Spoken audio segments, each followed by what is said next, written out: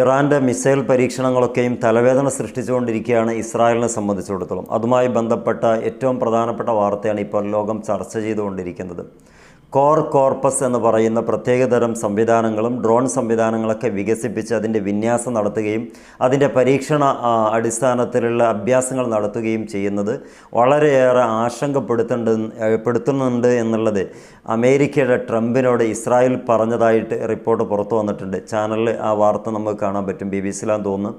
അതിൽ നമ്മൾ മനസ്സിലാക്കിയെടുത്തോളം അദ്ദേഹം അതിൽ പരാമർശിക്കുന്നത് കോർപ്പസ് എന്ന് പറയുന്ന പ്രത്യേക ഒരു അഭ്യാസ പ്രകടനം ഇതൊരിക്കലും തൻ്റെ രാജ്യത്തിന് വേണ്ടിയല്ല, അമേരിക്കയോ അല്ലെങ്കിൽ അതോടൊപ്പം തന്നെ ഇസ്രായേലിനെ ലക്ഷ്യമാക്കിക്കൊണ്ടാണ്. എന്ന് പറഞ്ഞാൽ അമേരിക്കയുടെയോ ഇസ്രായേലിൻ്റെയോ അധിനിവേശം തടയാൻ വേണ്ടിയിട്ട് ഈ ഒരു പ്രവർത്തനം നടത്തുകയാണ്. അല്ലാതെ ഇറാൻ ഇപ്പോൾ അങ്ങനെ ഒരു അഭ്യാസം നടത്തേണ്ട യാതൊരുവിധ കാര്യവും ഇല്ല എന്നുള്ളതാണ് പറഞ്ഞു വെക്കുന്നത്.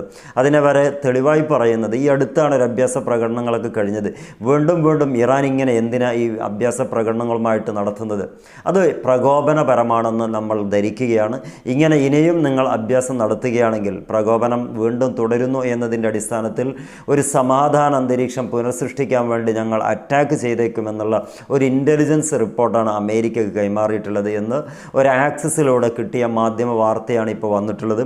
അതിൽ പറയുന്ന മറ്റൊരു പ്രധാനപ്പെട്ട കാര്യം, ഇപ്പോൾ നിലവിൽ അസമാധാനം എന്ന് പറയാൻ ലോകത്ത് എവിടെയില്ല. പക്ഷേ ഈ ഇറാൻ മാത്രമാണ് ഇപ്പോഴത്തെ പ്രശ്നം. അത് ട്രംപ് ഇടപെട്ട് പരിഹരിച്ച് തരണം. അതിന് സാധിക്കുന്നില്ല എങ്കിൽ ഡയറക്റ്റ് ഞങ്ങൾ ഇമ്പാക്റ്റ് ചെയ്യും, അഥവാ അതിൻ്റെ ഒരു പരിണിത ഫലങ്ങൾ ഞങ്ങൾ അനുഭവിച്ച് തീർക്കേണ്ടി വരും. അഥവാ ഇറാൻ ഇപ്പോഴേ തളച്ചിട്ടില്ലെങ്കിൽ നമ്മളായിരിക്കും, അഥവാ ഇസ്രായേലായിരിക്കും കൂടുതൽ അപകടപ്പെടുക എന്ന റിപ്പോർട്ട് കൂടി കമാൻഡർ ആർ സമീർ എന്ന് പറയുന്ന IDF-ൻ്റെ ഏറ്റവും വലിയ തലതൊട്ടപ്പനായിട്ടുള്ള കമാൻഡർ പറയുന്ന ഒരു വസ്തുതയാണ്.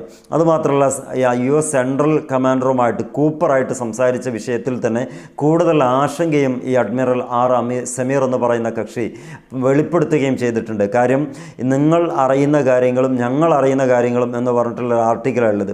അതിലവർ പറയുന്നത് ഇറാൻ്റെ ഈ ഡ്രോണ് ആയിട്ട് ബന്ധപ്പെട്ടതും അതുപോലെ തന്നെ അത്യാധുനിക ബാലിസ്റ്റിക് മിസൈലുകളും BCM പ്രവർത്തിക്കുന്ന മറ്റ് അത്യാധുനിക സംവിധാനങ്ങളും ഒക്കെ ഇപ്പോൾ എന്തിന് ഇറാൻ പരീക്ഷണം നടത്തുന്നു, അതിനെക്കുറിച്ച് കൂടുതൽ തെളിവ് ഞങ്ങൾ ആഗ്രഹിക്കുന്നു എന്ന് പറഞ്ഞിട്ട് സമീർ അയച്ച ആ മെയിലിന് പകരം തിരിച്ചു കിട്ടിയത് അവരുടെ സ്വന്തമായിട്ടുള്ള നിലപാടുകൾ ലോകത്തിന് മുമ്പിൽ ശക്തി തെളിയിക്കാൻ മാത്രമാണ്, ഇസ്രായേലിനെതിരെ പോരാടാൻ ആയിരിക്കില്ല എന്നുള്ള ഒരു രൂപത്തിലാണ് മറുപടി കൊടുത്തിട്ടുള്ളത് എന്നുകൂടി ഈ പറയപ്പെടുന്ന ആ വാർത്തയിൽ നമുക്ക് കാണാൻ പറ്റും. മാത്രമല്ല ഇനിയിപ്പോൾ നിലവിൽ ഒരു അരക്ഷിതാവസ്ഥ ഉണ്ടാകണമെങ്കിൽ ഇസ്രായേലും അമേരിക്ക തുടങ്ങണം.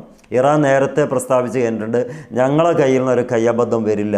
ആ ഒരു കയ്യബദ്ധം വരാതിരിക്കാൻ ഇറാൻ എപ്പോഴും ബദ്ധശ്രദ്ധ നടത്തുകയും ചെയ്യും. കാരണം ലോകവികാരം അനുകൂലമായി എടുക്കുക എന്നത് ഇറാനെ സംബന്ധിച്ചിടത്തോളം അത്യാവശ്യമായ കാര്യമാണ്.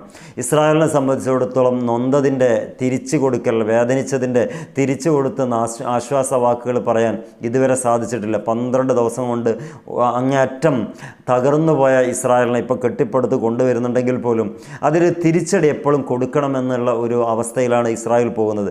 ട്രംപാണ് അത്ര കണ്ടിട്ട് അതിനോട് മൂളാത്തത് കൊണ്ടും ഈ മാസം അവസാനത്തോടു കൂടി അതിൻ്റെ ഒരു ബ്ലൂ പ്രിൻ്റ് സബ്മിറ്റ് ചെയ്തിട്ട് മൂളിപ്പിക്കുക അല്ലെങ്കിൽ സമ്മതിപ്പിക്കുക എന്നൊരു തന്ത്രം കൂടിയും ഈ ഇസ്രായേലിൻ്റെ ഭാഗത്ത് നടപ്പിൽ വരുത്തുന്നുണ്ട് എന്ന് മനസ്സിലാക്കുന്നു.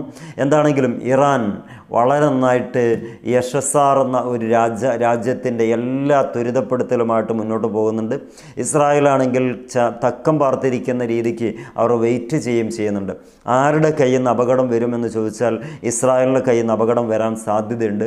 ഒരു പ്രകോപനമില്ലാതിരിക്കുന്ന ഇറാൻ്റെ മുകളിൽ പോയിട്ട് അർദ്ധരാത്രിക്ക് ആക്രമണം നടത്തിയിട്ടുള്ളൊരു വലിയൊരു എക്സ്പീരിയൻസ് ഇസ്രായേലിന് ഉള്ളതുകൊണ്ട് തന്നെ ഇനിയും അങ്ങനെ ഒരു വഴി സ്വീകരിച്ചുകൂടാ എന്നൊന്നുമില്ല. ഏതായിരുന്നാലും ഇറാൻ ഇസ്രായേൽ പ്രശ്നങ്ങൾ രൂക്ഷമായിക്കൊണ്ടിരിക്കുന്ന ഈ സാഹചര്യത്തിൽ ഏറ്റവും നന്നായി ഇനി നമുക്ക് ഈ മാസം അവസാനത്തോടുകൂടെ ഈ ബ്ലൂ പ്രിൻ്റ് റിപ്പോർട്ട് സബ്മിറ്റ് ചെയ്യുമ്പം ട്രംപിൻ്റെ നിലപാട് എന്ത് എന്നുള്ളത് നോക്കിയിട്ടാണ് ഒരു വഴിത്തിരിവുണ്ടാവുള്ളൂ എന്നുള്ളതാണ് പറഞ്ഞു വെക്കുന്നത്.